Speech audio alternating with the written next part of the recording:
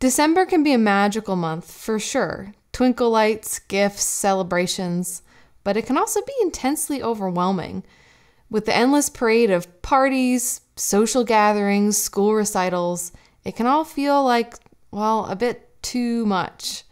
For empaths and other sensitive folk, sometimes the magic can get lost in the mix. I'm Asia Suler of One Willow Apothecaries, and these are my go-to tips to help empaths navigate a seriously busy season.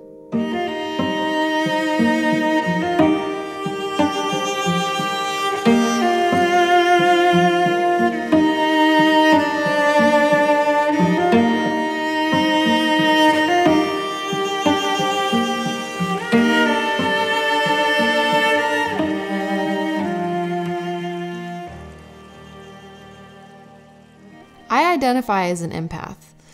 Empath means that you pick up on the feelings and emotions of other people around you, which could include animals, plants, and landscapes. Empaths often feel the emotions of other people as if they were their own.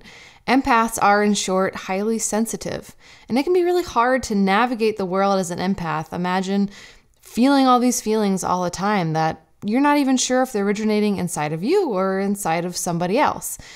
But as burdensome as being an empath can feel, there's also incredible gifts. Being an empath is indicative of being clairsentient. So we've all heard the term clairvoyant, which means you know things by seeing things, but clairsentience means you know things by feeling them. So this is actually an extrasensory ability, or what you might call a psychic ability. This ability to be so fine-tuned to the environment around you that you can actually pick up information through your feelings and your sensations. So truly being an empath is a gift, even though it doesn't feel that way sometimes. Here are some signs that you're an empath and could use some support. The first sign is that you have a hard time knowing what you feel inside relationships, whether this is romantic relationships, friendships, relationships within your family. It's difficult to sort out what you are feeling about a situation or a certain person because it all seems to kind of get lost in the mix of what other people are feeling. The second sign is addiction or numbing. Now, addiction can come in many forms. This could be addiction to one's phone. This could be addiction to chocolate. But a lot of empaths who are overwhelmed and need support turn to some sort of numbing or slightly addictive behavior. I know for me, I tend to eat a lot when I'm overwhelmed. It's just one of my go-to things. And it's something I hear that is up for a lot of empaths, that one of the ways that you kind of numb out of all the things that you're feeling is to kind of stuff a lot of food in your system and bring it all back down to earth. The third tip is that you get burnt out around other people. So you feel really tired at the end of a social gathering, for example, or maybe even in the middle or at the beginning. If you're an empath who's in need of support, you might feel perpetually burnt out, like you could spend days and days alone and be totally fine with that.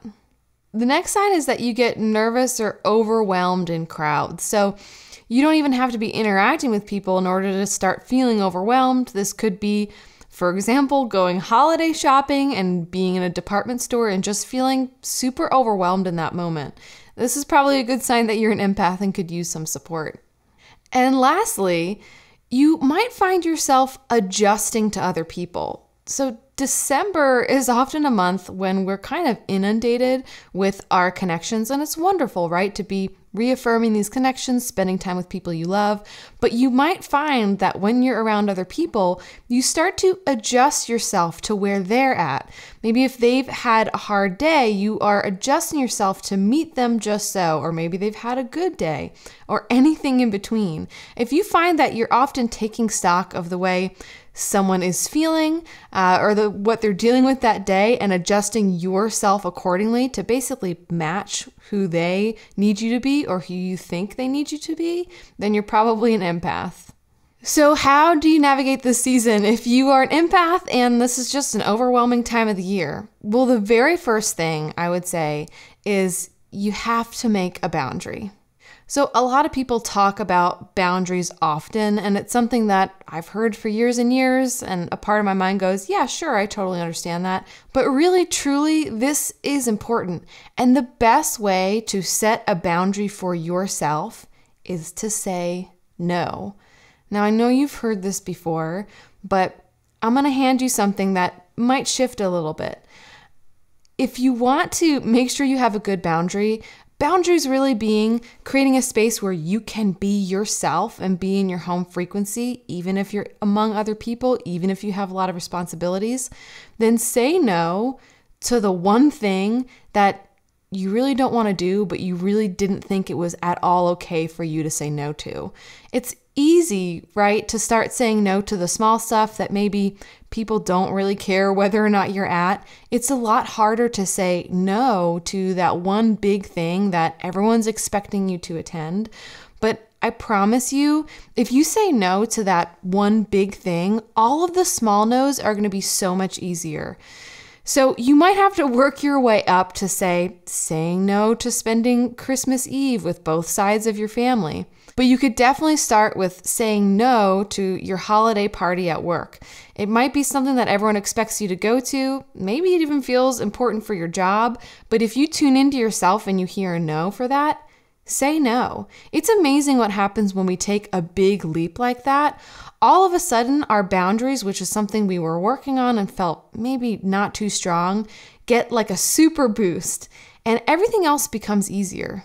Ultimately, saying no is a way for you to grow. So if you can, try feeling like this is an experiment and something to have fun with. If you say no to something big and it really blows up in your face, you can do something different next time. There's always going to be more opportunities that come up for you to decide, is this a yes or is this a no? So try not to put too much pressure on it and know that you'll get another opportunity next time. And this is an experiment to see, does this make me feel better? The next thing with creating a boundary is to actually schedule time for yourself. This month gets really overscheduled, so if you have a planner or you work with a calendar, literally put on that calendar time with yourself. That way, if someone asks you, oh, are you available then? You can say, with all honesty, no, I'm not. I'm already booked. Oftentimes, empaths feel guilt about saying no, especially if what we really want to do is just lay at home and hang out and do nothing. But if it's actually on your calendar, then you won't be lying to say, oh, actually, that's already booked on my schedule and I can't do it. The next practice of creating a boundary is energetic or visualization. So the mind believes the images that we show it, and the body believes them too. So if you want to feel like there's more of a boundary between you and the world, take some time to actually visualize yourself in a boundaried place. A really common visualization for this is being inside an egg, or you could visualize curtains around you. Or if you want to go seasonal, imagine yourself inside of a snow globe with all of your magic sparkling around you and a hard boundary on the outside. So to do this, if you're feeling overwhelmed, first of all, try to go to a place where you can decompress, like the bathroom. The bathroom is your friend in this instance. Go into the bathroom and just take 2 minutes to visualize this. You could even set a timer on your phone. This can be particularly helpful if you're wondering, oh gosh, are other people worrying where I am? Are they wanting me to come back? Set a timer on your phone and then tell yourself, I don't have to worry about it till the timer goes off. And then close your eyes and begin to visualize this boundary around yourself. I promise you, you will start to feel better even just with 2 minutes of visualizing this. Oh, this is cozy. The last boundary making practice revolves around forgiveness. Oftentimes we can be beset by guilt when we say no or we set a boundary, and we can then start to feel the disappointment of other people, which is why we have trouble setting boundaries in the first place. For this, I like to use a traditional Hawaiian practice of reconciliation and forgiveness called ho'oponopono. For this, you're just going to say 4 statements out loud, and these statements are connecting you to the person that maybe you disappointed in a bridge of reconciliation and forgiveness. You don't have to be with this person face to face, and actually, I find it's more powerful often when I take space from that person because, again, as an empath, my feelings get all muddled and sometimes I get a little bit overwhelmed. So the 4 statements are, I'm sorry, please forgive me, I love you, and thank you.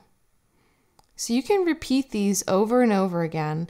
And after each statement, pause to just feel. Can you feel the energy exchange happening here? Can you feel the forgiveness happening? And if it feels sometimes either like too much to practice this with someone in mind, or you're not feeling a sense of forgiveness from that person, then practice it with yourself. Oftentimes, empaths need to forgive ourselves first and foremost because we tend to take on the weight of the world and we feel bad when we disappoint people.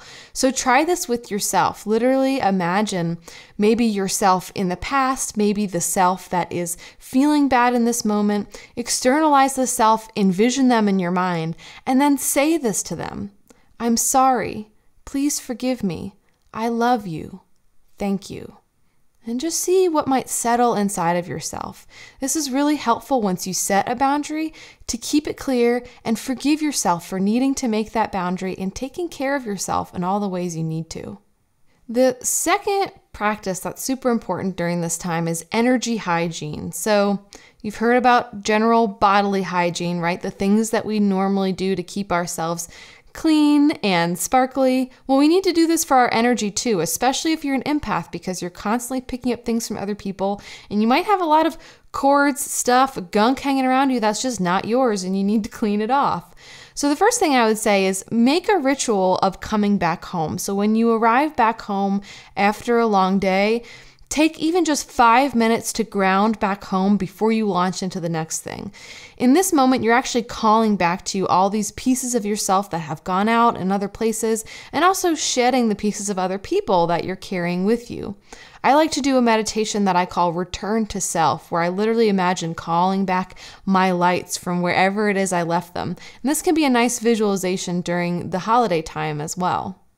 If you're still feeling overwhelmed, know that it might take some time and be okay with that it might take a little bit of time for you to decompress after your day or whatever it is you've been dealing with.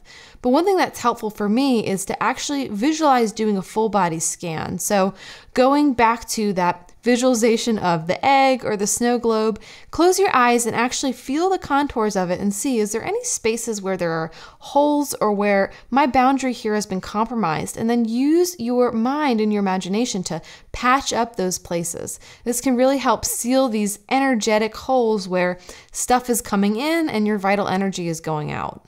It's also important during this time to eat good food. You know, we are what we eat. So when we're eating food that really nourishes us and really grounds us, this can really help us to stay on our feet and stay less overwhelmed during this time. It's particularly hard during the holiday time because there's cookies everywhere and not a green to eat. So make sure when you're home and you're not out at a party that you're eating food that really nourishes you. Protein in particular can really help to ground empaths, so make sure you're getting good protein and really grounding out with food that feeds your whole system.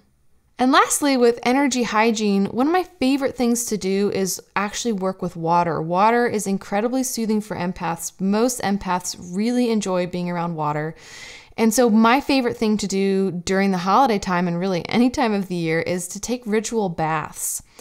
Baths are awesome because they cut down on your sensory input, especially if you're lowering the lights, you're getting in the tub, you're pulling the curtain, you're already sort of dimming some of your hypersensitive ways of interacting with the world so you can relax, and then you can bring certain allies in to help you.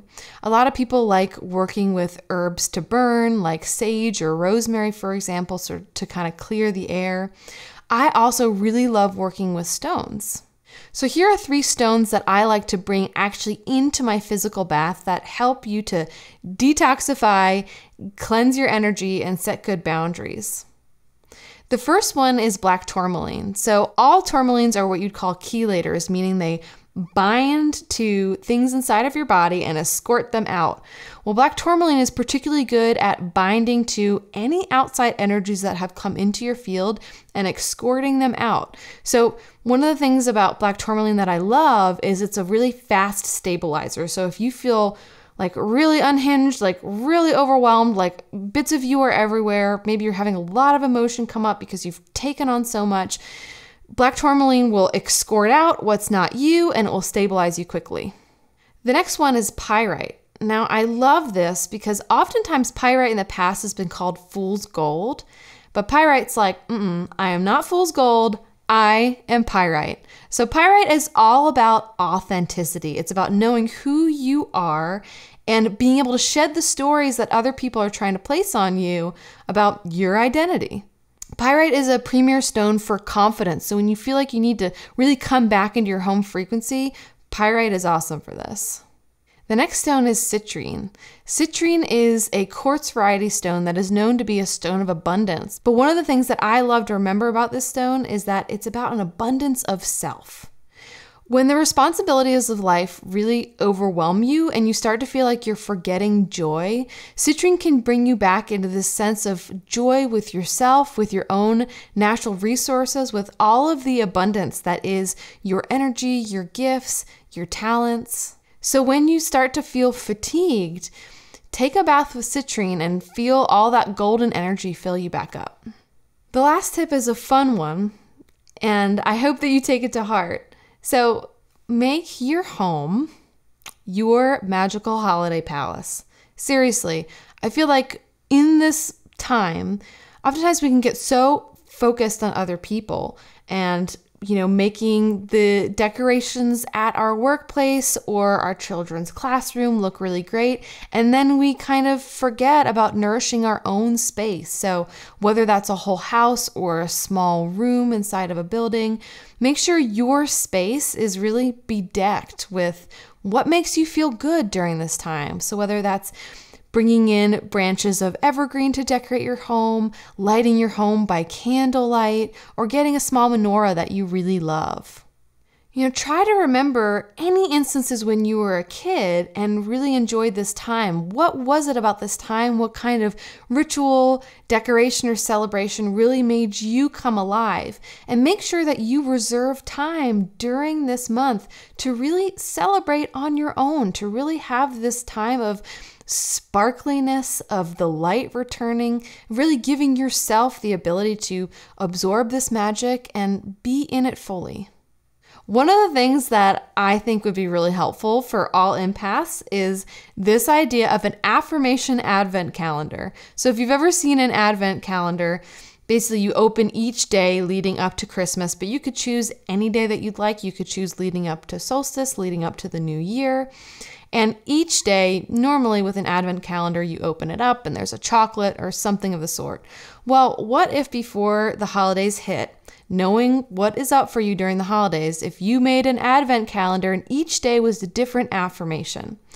And so you open the calendar each day and that's your affirmation for the day. And it takes out the guesswork for you that day. It cuts down on the overwhelm of wondering, okay, what should my affirmation be for the day? And then you can look at it throughout the day and remind yourself. You can also use EFT, emotional freedom tapping techniques to really bring it home. And so if you don't know what that is, you can definitely Google it. And I promise you'll learn how to do it within a few minutes flat.